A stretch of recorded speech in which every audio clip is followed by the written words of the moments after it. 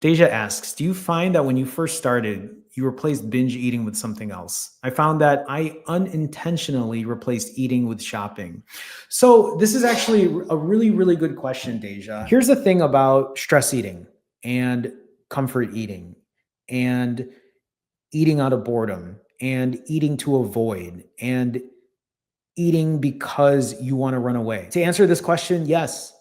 So for me, I have learned over time that I do have an addictive type of personality.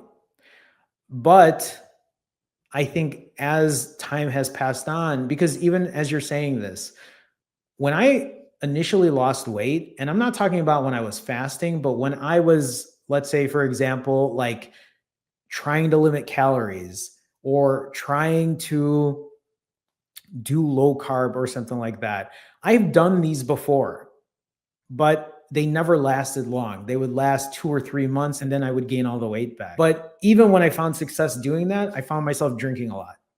And in a way, it seemed like I was replacing drinking with eating. People found similar things. People have found that in ways smoking can be a deterrent. At the same time, like you said, shopping can be another thing. I think sometimes it's getting down to the root of the problem, right? And this is why I think about this and I say, this isn't just, oh, you have to do X, Y, and Z, and then you're going to be fine forever.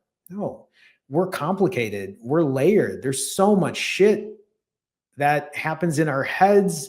There's so much shit that happens in our lives that sometimes we're not even thinking about the real root cause of it. Here's another really good way to explain it. Now that I don't use food to cope or I don't use food to forget, and I'm not saying that it never happens because it does. I still have those moments, but what I'm starting to realize about myself is when I don't use food to stress eat or when I don't use food to alleviate stress, when I don't use food to forget about my problems, I find myself doing other things.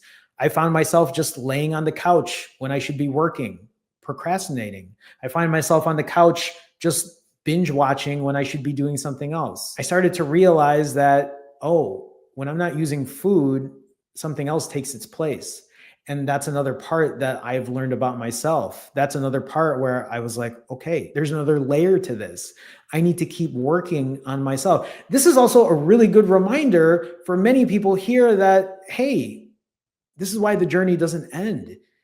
Because I know there are probably a lot of people in here right now, because I've said this to myself. Once I lose all this weight, once I get to my goal weight, everything will be fine. Everything will be perfect. Everything will be where it needs to be. But that's not true. It isn't. I mean, at least it isn't for me. Maybe it is for other people. There are a lot of pros. I'm very happy with my blood work, my energy. I'm very happy with the success of being able to keep this weight off and being happy and healthy. It doesn't take away the other shit that you deal with on your daily life. So, even for you to talk about replacing eating with shopping, right? It is maybe a time to figure out what that root cause is. That's where maybe even something like therapy can be helpful.